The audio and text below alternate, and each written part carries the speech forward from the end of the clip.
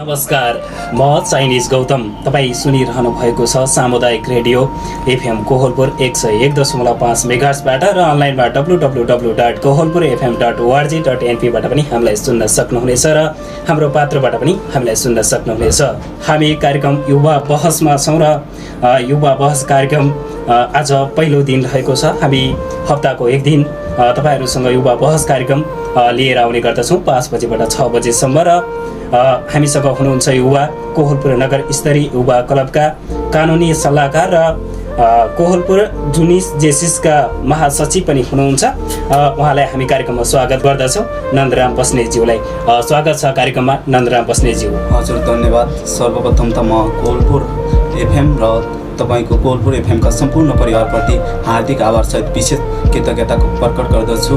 सर्वप्रथम त हामीले गरेका विभिन्न किसिमका काम कारबाहीहरू, विभिन्न किसिमका गतिविधिहरू, कोहलपुर क्षेत्रमा भइरहेका विभिन्न किसिमका गतिविधिहरू, हाम्रो क्लबले गरेका विभिन्न किसिमका गतिविधिहरू, तपाईले स्थानीय राष्ट्रिय तथा अन्तर्राष्ट्रिय स्तरमा हामीले गरेका विभिन्न किसिमका लक्ष्य उद्देश्यहरूलाई चाहिँ एउटा सामाजिक क्षेत्रबाट तपाईको यो चाहिँ एफएमबाट चाहिँ संसारभर एउटा अप्रत्यक्ष ढङ्गबाट चाहिँ प्रस्फोटन गरिरहनु भएको छ। त्यसको लागि तपाईहरुलाई चाहिँ विशेष धन्यवाद प्रकट गर्दछु। तपाई सामाजिक काम सँगै जोडिँदै सँगै र कोहलपुर नगर स्तरीय युवा सञ्जाल क्लबलाई गठन गर्नुको उद्देश्य के रहेको छ बताइदिनुहोस् न। हजुर धन्यवाद। पक्कै पनि तपाईले अहिलेको परिवेशमा निकै सान्दर्भिक प्रश्न उठाउनु भएको छ।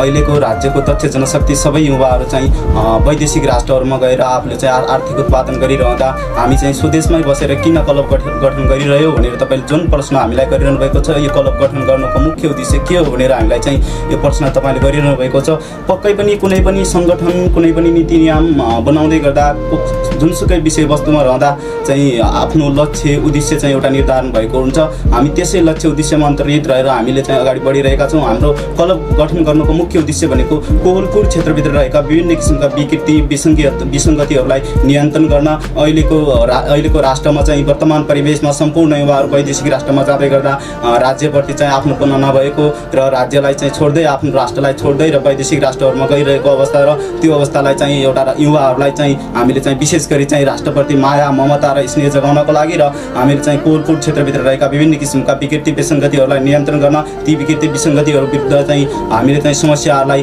चाहिँ पहिचान गर्दै त्यस न्यूनीकरणको लागि मुख्य समस्याहरू के छन् ती समस्याको पहिचान गर्दै न्यूनीकरणमा जोड दिनका लागि हामीले यो क्लब गठन गऱ्यौँ। हामी क्लब गठन गर्दै गर्दा हाम्रो सिङ्गो युवा कोहलपुर क्षेत्रभित्र रहेका सम्पूर्ण युवाहरू एकमुष्ट ढङ्गले एकताबद्ध ढङ्गले हामी अगाडि बढ्दै गर्दा विभिन्न किसिमका समस्याहरू पनि आइरहेको, चुनौती पनि आए, त्यसलाई सामना गर्दै हामीले एउटा समृद्ध कोहलपुरको परिकल्पना गरेर हामीले चाहिँ एउटा कोहलपुर निर्माणमालाई हामीले एउटा महत्त्वपूर्ण योगदान पुर्याउनको लागि यो क्लब गठन गरेका हौँ। तपाईले कोहलपुरमा नै नगर स्तरीय युवा क्लब चाहिँ गठन गर्नुभयो र देखिन्छ अहिलेको यो पछिल्लो अवस्थामा जुनसुकै राष्ट्रका युवाहरू पनि स्वदेशमै आफ्नै देशमा नबसेर विदेशिनुको कारण चाहिँ के हुन सक्छ बताइदिनुहोस् न।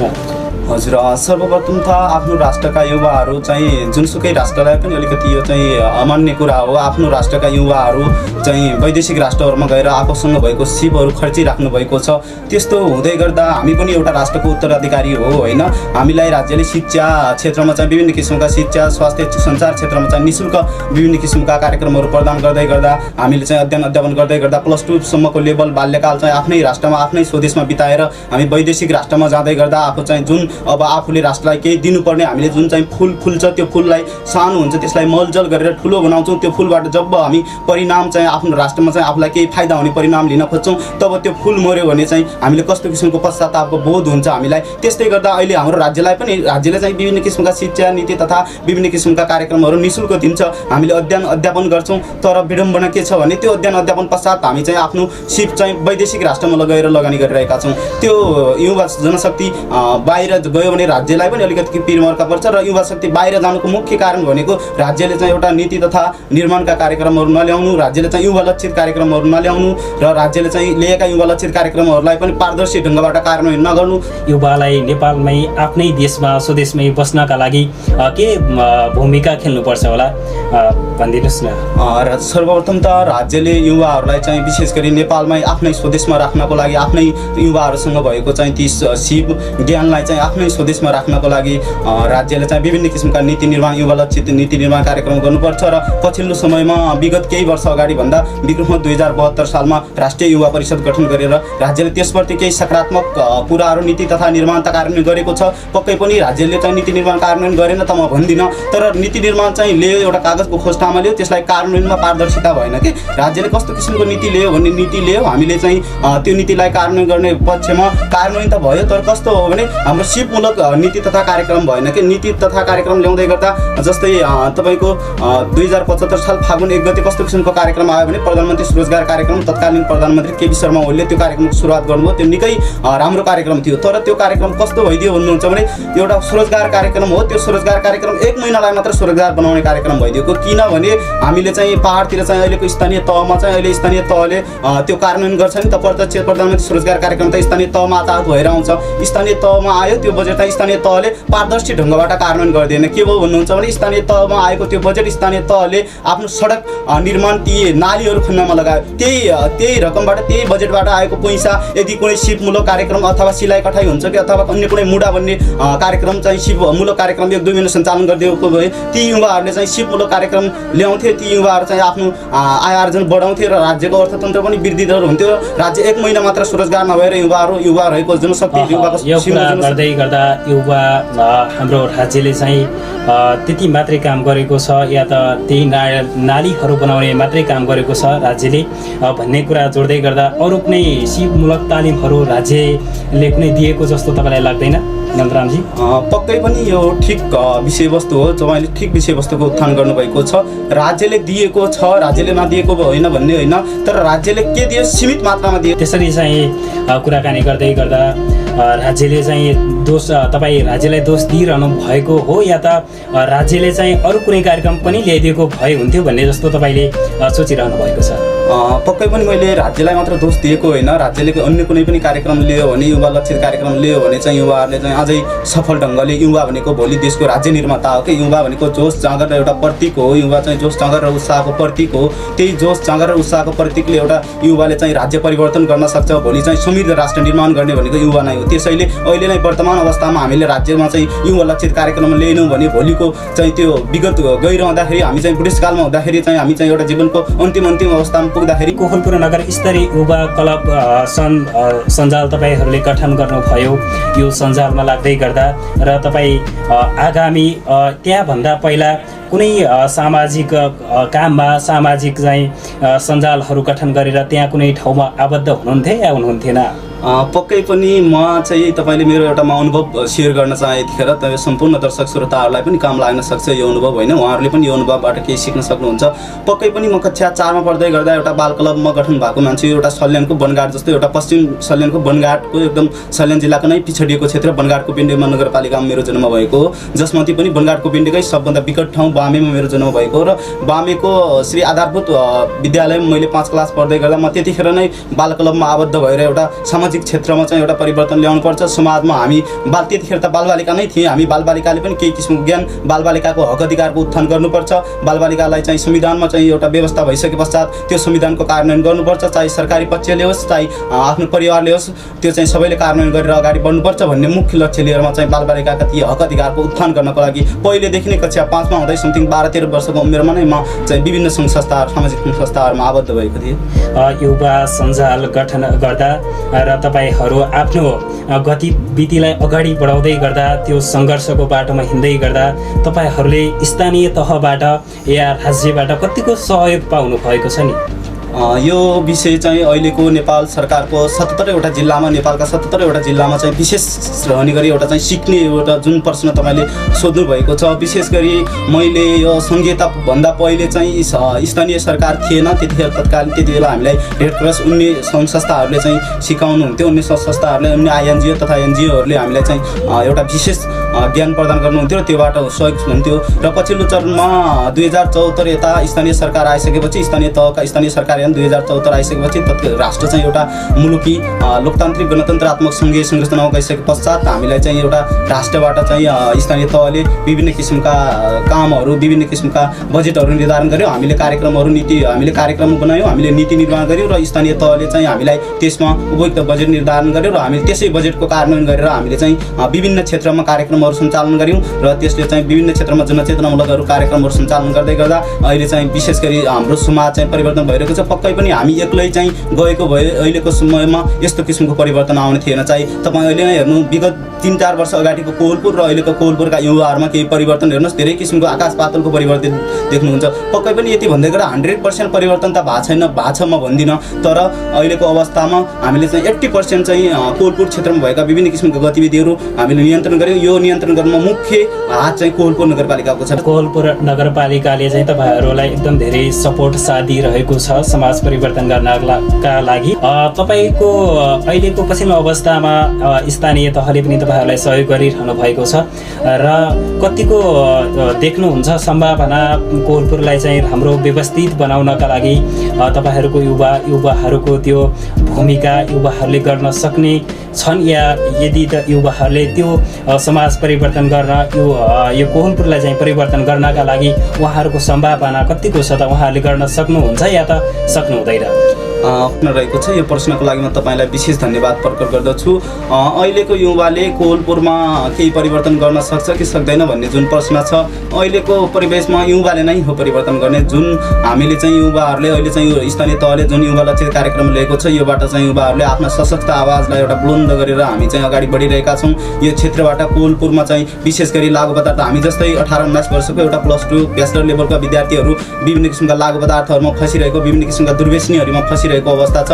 त्यो दुर्व्यसनीहरूलाई नियन्त्रण गर्नको लागि अहिले हामी चाहिँ सशक्त युवाहरू लागि परेनौँ भने भोलि राज्य निर्माता चाहिँ हामी नै हो। राष्ट्र चाहिँ समृद्ध कोहलपुर निर्माण गर्ने, समृद्ध कोहलपुरको परिकल्पनाकार पनि नै हामी नै हो। त्यसैले युवाहरूले चाहिँ सबैले हामीले एउटा जनचेतनामूलक कार्यक्रम गऱ्यौँ र एउटा स्थानीय तह आफ्नो घरदेखि पहिलो कुरो त आफू सुध्रिनु पर्यो, त्यसपछि आफ्नो परिवारलाई सुधार्नु पर्यो, आफ्नो समाज सुध्रिन्छ तब मात्र कोहलपुर सुध्रिने हो। त्यसैले हामी चाहिँ सबै युवाहरू एकजुट भएर एकताबद्ध ढङ्गले एकजुट भएर अगाडि बढ्यौँ भने हामीले विभिन्न किसिमका विकृति विसङ्गतिहरूलाई नियन्त्रण गर्छौँ र त्यति बेला नियन्त्रण गर्दै गर्दा पक्कै पनि एउटा समृद्ध कोहलपुर हुनेछ। कोहलपुरमा विभिन्न किसिमका आशा सपनाहरू देखिनेछन् र कोहलपुरमा विभिन्न किसिमका रोजगारीका अवसरहरू प्रदान हुनेछन्।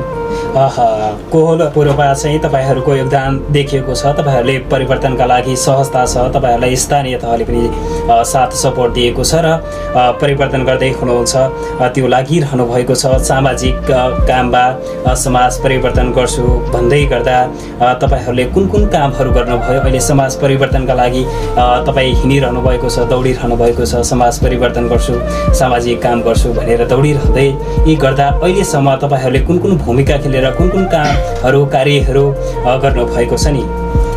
धन्यवाद। यो पनि एउटा सान्दर्भिक प्रश्न हो। हामी चाहिँ युवा सञ्जाल एउटा क्लब गठन गरेर हिँडिरहेका छौँ र हामीले के काम गऱ्यौँ भनेर चाहिँ तपाईँले यो चाहिँ कोहलपुर क्षेत्रवासीहरूलाई हामीले सिकाउन सकेनौँ भने हामी पक्कै पनि चाहिँ त्यो कुनै हामीले काम गरेको औचित्य रहँदैन।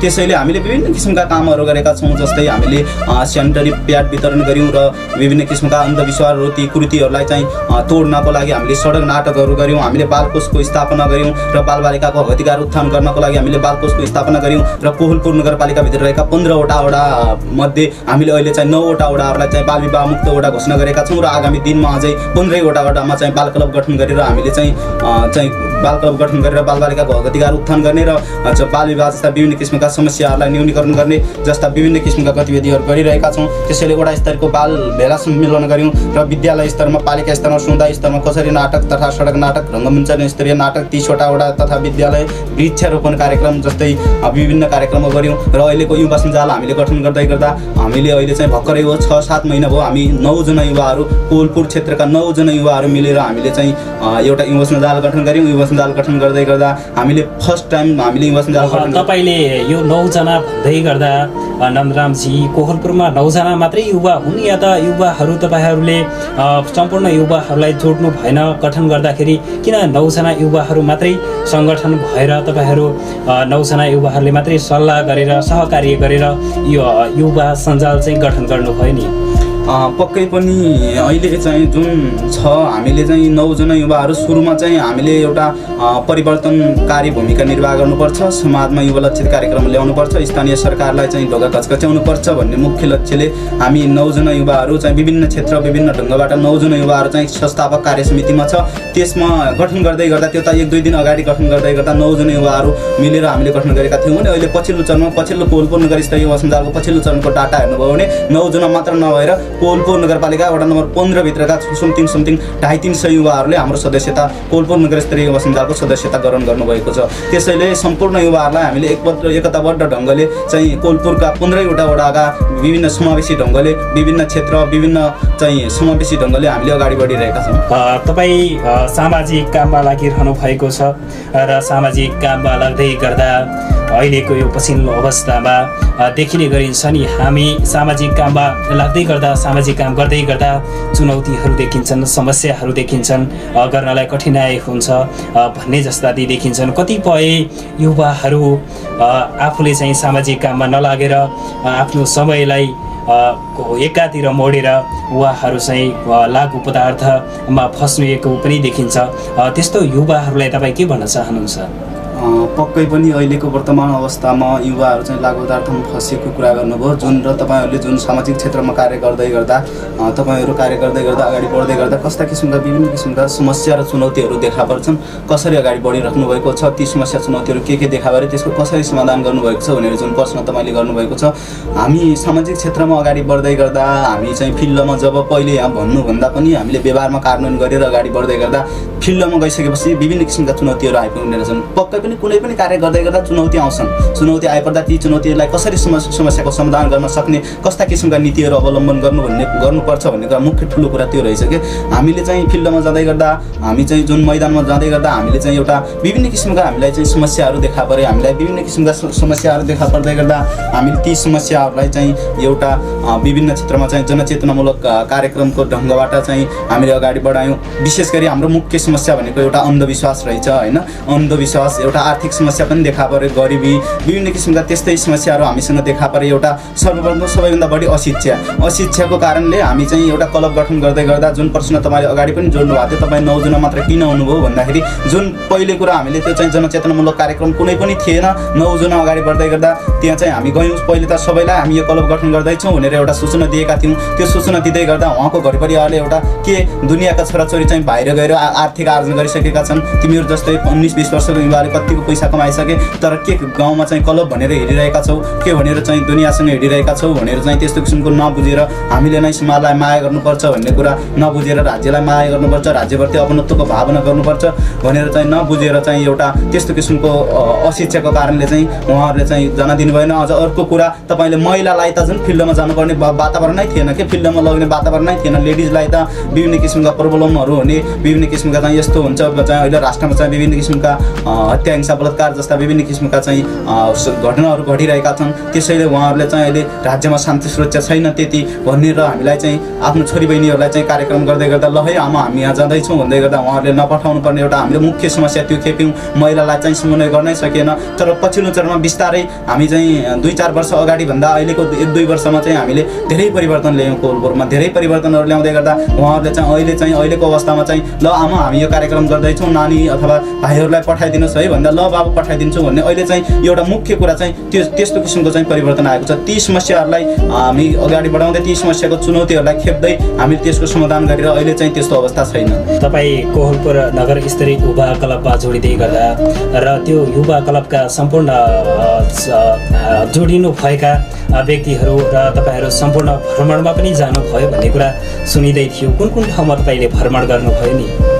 हजुर, विशेष गरी हामीले चाहिँ कोलपुर नगरपालिकाले हामीलाई चाहिँ युवाहरूलाई ज्ञान आर्जन गर्नुपर्छ र एउटा ठाउँमा मात्र भएर चाहिँ युवाहरूले ज्ञान आर्जन गर्न सक्दैनन्। त्यसैले विभिन्न क्षेत्रमा भएका गतिविधिहरूलाई निहाल्नुपर्छ भनेर हामीलाई चाहिँ एउटा आदेश दिनुभयो। त्यही आदेशलाई हामी पालना गर्दै हामी कोलपुरका हामी बाँकेका 8वटा स्थानीय तह नेपालगञ्ज, खजुरा, बैजनाथ, जानकी र डुडुवा, राप्ती लगायत नरैनपुरको बाँकेका 8वटा स्थानीय तहमा गयौँ। 8वटा स्थानीय तहमा भएका विभिन्न किसिमका मुलुक एउटा सङ्घीय संरचनामा गइसके पश्चात राष्ट्रमा लोकतान्त्रिक गणतन्त्रात्मक व्यवस्था आइसके पश्चात त्यहाँका स्थानीय तहहरूले युवा लक्षित कस्तो किसिमको कार्यक्रमहरू ल्याउनु भएको छ, त्यहाँका युवाहरूले स्थानीय सरकार सञ्चालन यानमा कस्तो किसिमको परिवर्तन ल्याउनु भएको छ, त्यहाँका युवाहरूले सरकार सञ्चालनमा कस्तो किसिमको सहयोग गर्नुभएको छ, त्यहाँका स्थानीय सरकार जनप्रतिनिधिहरूले युवालाई समन्वय गरेर अगाडि बढाउनु भएको छ कि छैन, यो चाहिँ युवाहरूलाई चाहिँ विभिन्न किसिमका कार्यक्रमहरू नीति कार्यक्रमहरू लिएर चाहिँ त्यहाँ चाहिँ समावेश गर्नुभएको छ कि छैन भनेर हामी अगाडि बढ्दै जुन लक्ष्यलाई हामी अगाडि बढ्यौँ र त्यही लक्ष्यलाई हामी जाँदै गर्दा हामी चाहिँ गयौँ र त्यसरी जाँदै गर्दा त्यहाँको तपाईँले त्यति ठाउँमा भ्रमण गर्दै गर्दा त्यहाँको समस्याहरू के देखा परे नि? पक्कै पनि त्यहाँ मुख्य समस्या भनेको मैले अगाडि पनि जोड दिएँ। त्यसमा त्यहाँ चाहिँ गरिबी, अशिक्षा र केही स्थानीय तहमा त कस्तो देखियो भन्नुहुन्छ भने हामी अहिले म चाहिँ यता नरैनपुरको कुरा गर्छु। राप्तीपारी चाहिँ बाँके जिल्लाको एउटा विकट ठाउँ छ जो चाहिँ राप्तीपारी भनेर पनि चिनिन्छ, जहाँ चाहिँ नरैनपुर गाउँपालिका। त्यहाँ चाहिँ महिला तथा बालबालिकाको क्षेत्रमा कुनै पनि त्यहाँ चाहिँ महिला शाखा त रहेछ त्यो स्थानीय तहमा, तर महिला तथा बालबालिकाको क्षेत्रमा कुनै पनि काम नभएको के त्यहाँ चाहिँ बालविवाह बढी मात्रामा चाहिँ बालविवाह रहेछ। 14-15 वर्षको केटा 14-15 वर्षको केटी होइन चाहिँ विवाह गरेर चाहिँ बाह्य राष्ट्रमा जाने अथवा कमाउने इन्डियातिर कुनै क्षेत्रमा गइहाल्ने र त्यहाँ चाहिँ युवा जनशक्ति चाहिँ त्यो स्थानीय तहमा नबस्ने र स्थानीय तहमा यो त्यो आएको बजेट पनि फ्रिज जाने के युवा तथा महिला तथा बालबालिकाको क्षेत्रमा आएको बजेट पनि एउटा चाहिँ फ्रिज जाने अवस्था रहेछ। त्यो चाहिँ त्यो क्षेत्रमा त्यहाँ चाहिँ हामी गएर चाहिँ त्यो एउटा जनचेतनामूलक कार्यक्रम सञ्चालन गऱ्यौँ। त्यस पश्चात उहाँहरूले चाहिँ अहिले चाहिँ गठन गरेको अवस्था छ। हामी फेरि पनि जाँदैछौँ नरैनपुरमा, त्यसपछि अब हामी बाँकी आगामी दिनमा गर्नेछौँ। राज्यले ध्यान दिएको होइन या त त्यहाँको समस्या चाहिँ जनचेतना फैलाउनका लागि त्यहाँका युवाहरू जागरुक छैनन् या त त्यहाँका युवाहरूलाई जागरुक बनाउनका लागि र त्यहाँको राज्यलाई ध्यान आकर्षक गर्नका लागि हाम्रो युवा सञ्जालले चाहिँ कतिको पहल चाल्नेछ अबका दिनमा? पक्कै पनि अबका दिनमा राज्यले त्यहाँको युवालाई प्रतिनिधित्व गर्नको लागि हाम्रो कोलपुरको युवाले चाहिँ कतिको चाहिँ पहल चाल्नेछ भन्नुभयो। पक्कै पनि हामी त निरन्तर लागिरहेका छौँ। हामी त निरन्तर विगत 2-3 वर्ष यता चाहिँ हामी अभियानमै छौँ। विशेष गरी अहिलेको अवस्थामा हामी जस्तै उमेरका विभिन्न सङ्घसाथीहरू हामीलाई पनि रहर लाग्छ वैदेशिक यात्रामा जाने, तर हामीले चाहिँ आफ्नो राष्ट्र समृद्ध राष्ट्र निर्माण गर्नुपर्छ। हामी चाहिँ राष्ट्रले जन्म दियो, हामी एउटा राष्ट्रको हामीले चाहिँ राष्ट्रले हामीलाई चाहिँ एउटा विभिन्न किसिमको शिक्षा नीति तथा कार्यक्रमहरू ल्यायो। हामीले चाहिँ राज्यलाई चाहिँ त्यसबाट उत्तराधिकारी चाहिँ वहन गर्नुपर्छ भनेर हामी चाहिँ अगाडि बढिरहेका छौँ। त्यसैले हामीले राज्यलाई चाहिँ समग्र ढङ्गले हामीले अब चाहिँ त्यहाँको स्थानीय तहलाई हामीले के पहल गर्छौँ भने अब चाहिँ भोलिका एउटा राज्य निर्माता, भोलिका कर्णधार भनेको युवाहरू हुन्। त्यसैले भोलि चाहिँ राष्ट्रलाई एउटा विकसित राष्ट्रमा चाहिँ परिणत गर्नु छ भने हामी सबै अगाडि बढ्नुपर्छ भने त्यसरी हामी चाहिँ एउटा पहल गरेर स्थानीय सरकारसँग समन्वय गरेर विभिन्न किसिमका सङ्घ संस्थाहरूसँग समन्वय गरेर हामी कार्यक्रमहरूलाई अगाडि बढाउनेछौँ। तपाईँ सबथोक परिवर्तन गर्छु भनेर हिँडिरहनु भएको छ, समाज परिवर्तन गर्छु, देश नै परिवर्तन गर्छु भनेर हिँड्नु भएको छ। सबथोक परिवर्तन गर्छु भनेर हिँड्दै गर्दा तपाईँहरूले अहिलेसम्म युवाहरूले राज्यलाई के कस्ता परिवर्तन दिलाउनु भएको छ, के कस्ता परिवर्तनका लागि सहयोग गर्नुभएको छ र कसरी राज्यले तपाईँहरू परिवर्तन गर्नुहुन्छ, युवाहरूले चाहिँ देश परिवर्तन गर्छन्, समाज परिवर्तन गर्छन् भनेर विश्वास गर्ने चाहिँ कस्तो बाटो रहेको छ? राज्यले कसरी विश्वास गर्न सक्छ? पक्कै पनि यो एउटा प्रश्न चाहिँ निकै सान्दर्भिक प्रश्न हो। अहिले तपाईँहरूलाई राज्यले कसरी विश्वास गर्ने, तपाईँहरूले राज्यलाई के दिनुभएको छ भन्दै गर्दा हामी के बुझ्नु भने तपाईँले राष्ट्रिय तथा अन्तर्राष्ट्रिय स्तरमा हेर्नु, चाहे अन्तर्राष्ट्रिय स्तरमा बेलायतमा भएको औद्योगिक क्रान्ति, रुसी राज्य क्रान्ति र फ्रान्सेली राज्य क्रान्ति, अक्टोबर क्रान्ति र भारतीय स्वतन्त्र सङ्ग्राम र अमेरिकी स्वतन्त्र सङ्ग्राम हुँदै गर्दा त्यहाँ चाहिँ महत्त्वपूर्ण परिवर्तनकारी भूमिका निर्वाह गर्ने पक्कै पनि त्यहाँ युवा थिए। युवाले केही गर्न सक्दैनन् भन्ने कुरा होइन। अन्तर्राष्ट्रिय स्तरका विभिन्न किसिमका आन्दोलनहरूमा चाहिँ युवाहरूले महत्त्वपूर्ण भूमिका निर्वाह गरेका छन् र युवाले नै परिवर्तन गर्ने हो कि। चाहिँ त्यो सन् 1915 मा चाहिँ भारतमा चाहिँ स्वतन्त्र सङ्ग्राम हुँदै गर्दा त्यहाँ चाहिँ युवाको महत्त्वपूर्ण भूमिका रहेको थियो र नेपालमा पनि युवाको महत्त्वपूर्ण भूमिका नभएको होइन। 2007 सालमा राणा शासनकालको अन्त्य गर्दै गर्दा र चाहिँ जनमत सङ्ग्रह गर्दै गर्दा चाहिँ बहुदलीय प्रजातन्त्रको स्थापना गर्दै गर्दा र 2062-63 को 19 दिने जनआन्दोलन पनि नेपालमा युवाहरूले महत्त्वपूर्ण योगदान पुर्याएका थिए। त्यही महत्त्वपूर्ण योगदानले गर्दा त अहिले हामी आफ्नो आवाजलाई बुलन्द बनेर एउटा चाहिँ विभिन्न सशक्त माध्यमद्वारा हामी राष्ट्रिय तथा अन्तर्राष्ट्रिय स्तरमा चाहिँ सुनाइरहेका छौँ, आफूभित्रका लक्ष्य उद्देश्यहरूलाई सुनाइरहेका छौँ। त्यसैले हामी युवाले धेरै किसिमको परिवर्तन गरिरहेका छन्। युवाहरूले नै यो राज्यलाई चाहिँ निर्माण गर्ने हुन् र भोलिका दिनमा राज्यमा आइपर्ने विभिन्न किसिमका समस्याहरू चुनौतीहरूलाई त्यसलाई चाहिँ संश्लेषण गर्दै त्यसलाई चाहिँ एउटा समस्याको समाधानका रूपमा युवाहरू चाहिँ अगाडि बढ्नेछन्। हामी युवा बहस कार्यक्रममा छौँ र कार्यक्रम बहसको अन्तिम चरणमा पनि छौँ। नन्दरामजी, तपाईँले अबका दिनमा अब चाहिँ राष्ट्रले के ध्यान पुर्याउनु पर्ला र अबका हाम्रा युवाहरू, देशमै भएका युवाहरू स्वदेशमै बस्नका लागि, विदेश नजानका लागि र स्वदेशमै कुनै काम गर्छु, कार्य गर्छु, बस्छु भन्नका लागि उहाँहरूले त्यो सोचिरहँदाखेरि र राज्यले त्यो प्रकारको व्यवस्थापन नगर्दै गर्दा र अब राज्यले के कुरामा ध्यान दिएर कसरी चाहिँ युवाहरूलाई स्वदेशमै बस्नका लागि पहल चाल्न सक्छ?